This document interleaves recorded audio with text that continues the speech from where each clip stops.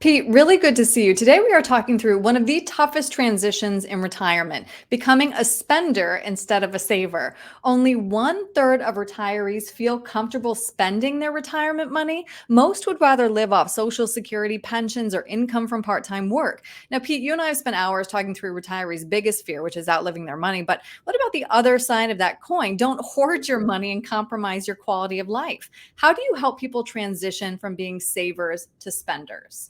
Yeah, it's a very difficult transition for some because you've been working your whole life and you've been saving that money and waiting. When you get to retirement, it's really hard to see money coming out of those accounts and those accounts going down.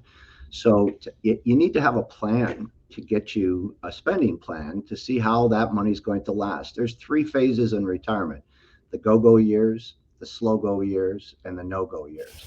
And what we factor in is for retirement planning is you want to be able to spend that money while you can early in retirement, also without the fear of running out in the future. Absolutely. Enjoy it, right? That makes perfect sense. So, Yep. as you mentioned, you do have an action plan to help people feel more comfortable spending their hard earned money. And the first step is to have a spending plan, which is interesting because I found with this BlackRock study, Pete, that one quarter of people polled here did not have a spending plan. Yeah, spending plan is part of the plan, but prior to that, you have to back up and have what nobody likes to talk about is a budget. Hmm. So pre-retirement, your expenses are being covered. You're saving for retirement. But once you get to retirement and those paychecks stop, you're living on your guaranteed income. So you have to have a spending plan, but you have to have a budget. And we're just going to go over and get your basic monthly costs, not paying Hmm. for vacations, not putting a new roof on. What does it cost you to pay your bills and to live each month?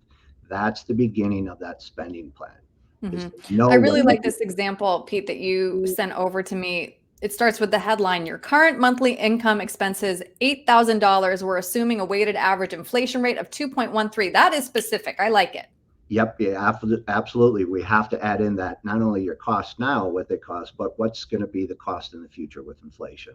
Absolutely. No, and those details, I can see why that would bring peace of mind. Now let's talk through the second step, which is assessing your fixed income sources. What does that mean exactly? Well, what are your income sources in retirement? For all of us, we have Social Security. That's our base retirement income. It's guaranteed. It's a private pension. You may also have a municipal pension or a state pension. Those are two guaranteed income sources. That's your base retirement income. Those are your fixed income sources. Then the next question is how much of those are covering your expenses? In other words, your Social Security, does that cover three-quarters of your expenses or 100%? So those income sources are what you can guarantee in retirement. Hmm. And now, when you've completed step one and two, then you are ready for step three, which is whatever that discrepancy is. That's known as the retirement gap. So, how do you help people bridge that gap?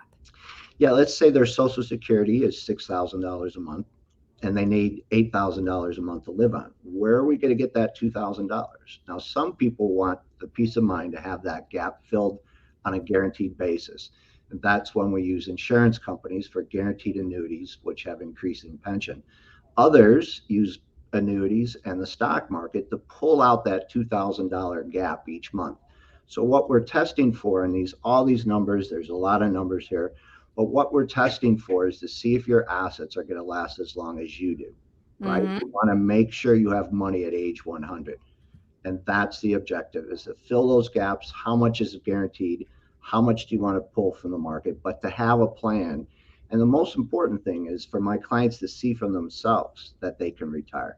I could tell them that you're good, you're fantastic, but if they don't see it and they don't understand it, it's just me talking. So my clients, the light goes on. They see, oh yeah, we can do this, and that's what we want to do when they come in for planning. They see their retirement picture. They're comfortable spending the money in the early years, and they have no fear of running out. That's the ultimate objective. It's so helpful when you can actually lay it out in front of you in black and white. I can understand how that absolutely brings peace of mind. Pete, if somebody would like to crunch those numbers with you to make sure that they are having the retirement that they deserve, what's the best way to reach you? Absolutely. My phone number, my direct line, 847-499-3342. Call me anytime. I'm here. I'd love to talk to you. All right. Pete, thank you so much for your time today. I appreciate it. Thanks, Erin. You take care. Bye-bye.